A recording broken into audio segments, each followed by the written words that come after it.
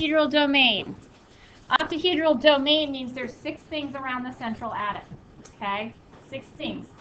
Could be 6 bonded atoms, could be 4 bonded atoms, 2 lone pairs, but 6 things around the central atoms puts you in the octahedral domain. Within the octahedral domain, we have 3 shapes. Octahedral obviously would fit in that domain. You have square pyramidal and square planar, but there are still 6 entities existing around the central atom here, and that's why you would be in the octahedral domain. Okay? Now, octahedral shape itself. Oh, hybridization. Let's do that real quick. Hybridization for octahedral around that central atom is going to take 1s, 3 p's, and 2 d orbitals. That's going to blend, and that will be the orbitals which will bond with the ligand atoms, the atoms that are the ligands. Okay? So keep that in mind in terms of the hybrid orbitalization. Do understand too that the only ones that are tested on the AP exam are the ones that go through the tetrahedral domain. So bipyramidal and octahedral hybrids are going to be on the test. So the ones with the D's you don't really have to know. You just have to know up through SP3. Okay. I just throw it in there because it follows the same system. So the next orbital filling would be in the D's and so forth. So it follows a logical pattern for you. Okay. So, octahedral, SF6, sulfur hexafluoride. And here I'm holding the model, yes, and I don't know if you can visualize this because it's 6 things attached. You're like, why is it 6 and why is it called octahedral? Well, really, technically, there's like 4 triangles on the top and then 4 triangles on the bottom. So there's like 4 sides on each, so that's a total of 8. So that's where they get the idea of the octahedral shape. Okay. And following our normal drawing Lewis dot structure pattern, we need to count what? Electrons, valence electrons. Sulfur brings in 6. The 6 fluorines are going to bring in what? 42. That's a lot of electrons, 48. So when I'm drawing this, I usually put my 4 around like normal. And then I try to extend the other 2 at an angle to represent that axial plane of the octahedral shape. So I just used 12. I have 36 left. And each F needs 6, and there's 6 of them, right? So that's a total of 36. Doesn't that work out nicely? So octahedrals are quite easy in terms of drawing.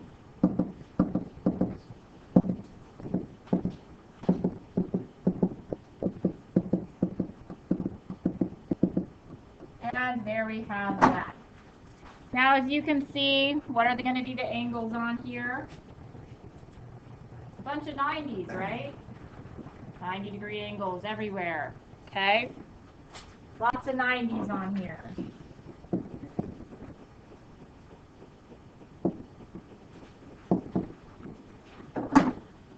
Now, for this particular one, would we declare it to be polar or nonpolar? Why nonpolar? It's symmetrical. All the ligands are the same, so they're equally, yes, pulling on the central atom. The fluorines all have dipole moments going outward. So yes, this would be a non-polar molecule. What if 2 of the ligands were hydrogen instead? Then it would be polar, because you don't have the symmetry, and one side of the molecule would be slightly negative, and one side of the molecule would be slightly positive. Okay? Any questions about octahedral?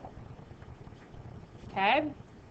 Moving on to our next fun one, the square pyramidal. Okay, and it actually looks like a pyramid, square pyramid, base square, and then you have the one sticking up to form the pyramid. Technically, yes, there's a lone pair down below here, which you'll see where we get our square pyramidal shape. Okay? So, drawing Lewis dot structure, we have Br at 7, the fluorines at what? 35, 42. So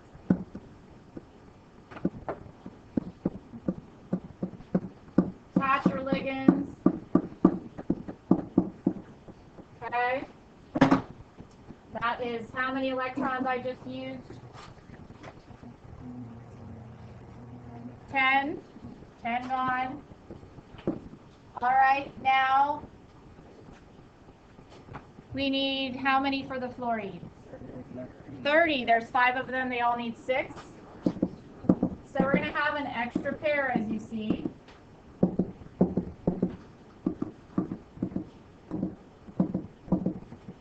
All right, that one didn't end up being above there. All right, so now we have 2 left over, and where do you put it? Goes on the central atom. Sorry, that didn't come out very well either. And our angles again, 90. They're all 90s. So the angles actually get easier with the expanded shapes.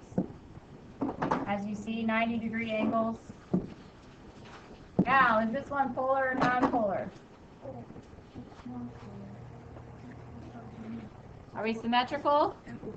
No, we're not very symmetrical. Okay, this way we're definitely not.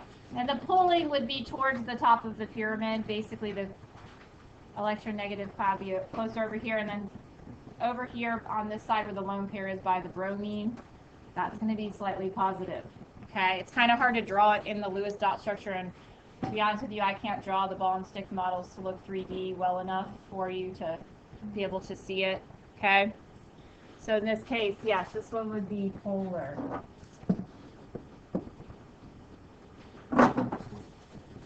Symmetry is definitely off by this lone pair.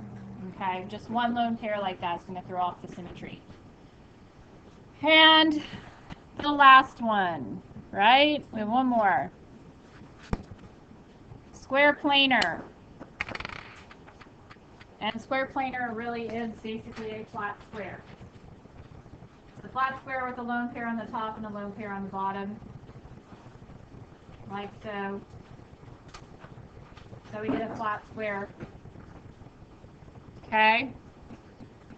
Xenon, tetrafluoride.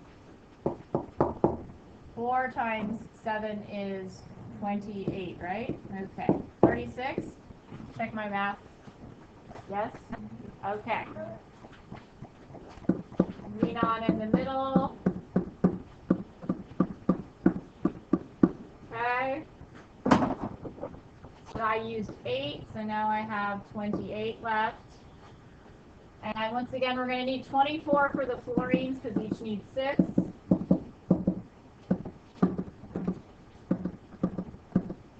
So we have 4 left over, and they need to go on the central atom. Okay, like so. And these angles, once again, are going to be 90 degrees. Now, the question on this one is this one polar or non-polar? It is non-polar. It's symmetrical because the lone pairs are opposite each other. That makes the square part very symmetrical. And if the ligands are all the same, in this case they're all fluorines, it's going to be non-polar. So there are those 2 cases where, like the linear one that had the 3 lone pairs of electrons around the central atom, that one, if the ligands are the same, will be non-polar. And then for the square planar, if the ligands are all the same, they're going to be non-polar as well.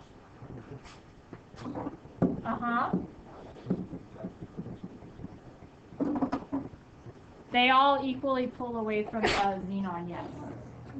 So yes, this one I could draw the dipole moments in here. It's a little easier.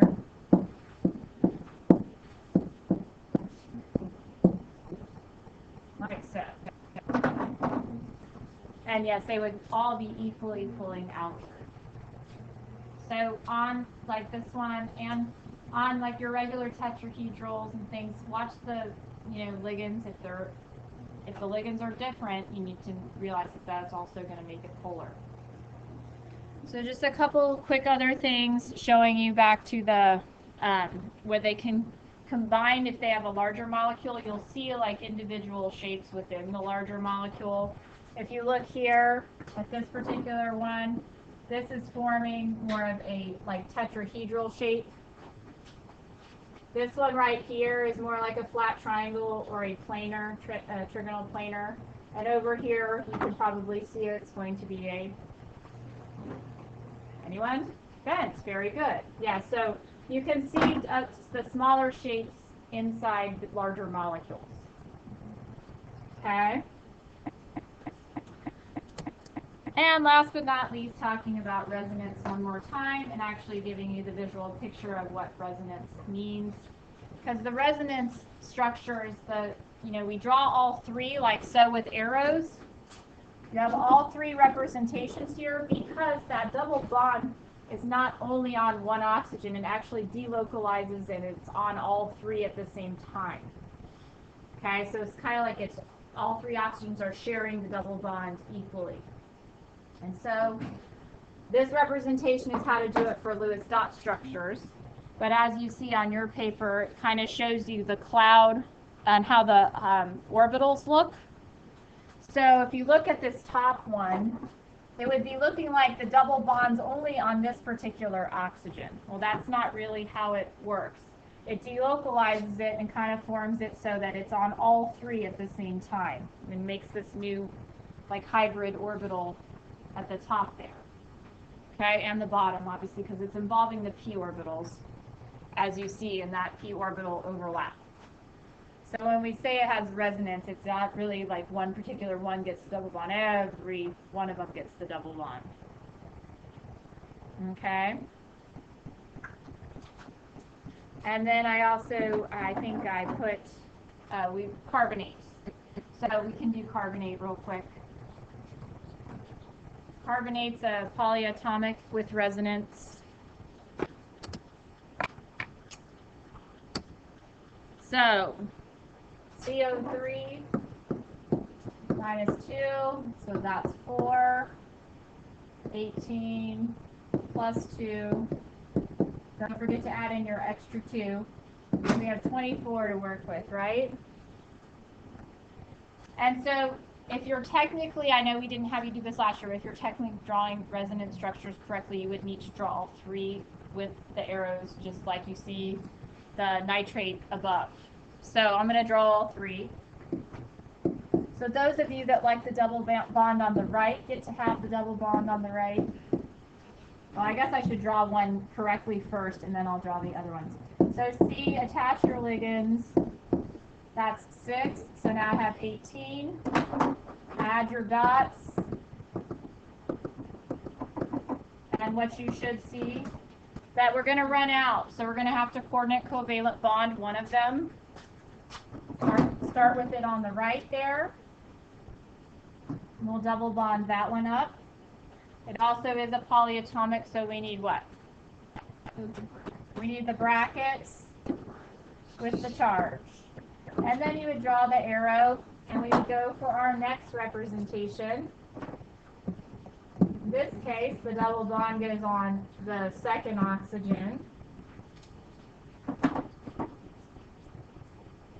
I'll make that one the red one.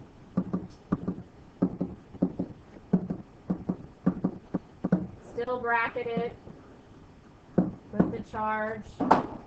And then the last one here, where the double bond goes on the left oxygen now, showing all of them together.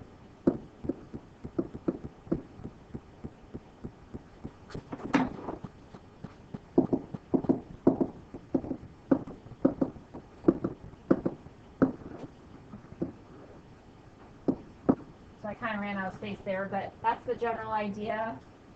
And drawing the resonance structures now, when we had you drawn last year, we just had you draw one version and then just say it has resonance. And that's what we did last year, but you should see them represented like so. And then one that's really kind of the famous molecule. Well, it's very interesting in and of itself because the benzene ring has 3 double bonds in it. So if we were going to, a lot of times you'll see it just as a ring with the bonds drawn like so. And each corner is considered a carbon with a hydrogen attached. As you can see, each corner would be a carbon, and then the hydrogens are attached. They're all have one hydrogen attached. So they can form those double bonds there. And as you can see in the representation of the orbital diagrams, that they're not going to be like separated double bonds. They actually form a hybrid ring, as you see over here where it's delocalized. So really, all 6 carbons are sharing in those 3 double bonds. Does that make sense? And so I just wanted to show you that for the lovely benzene ring. Any questions? Because now it's time to get to work.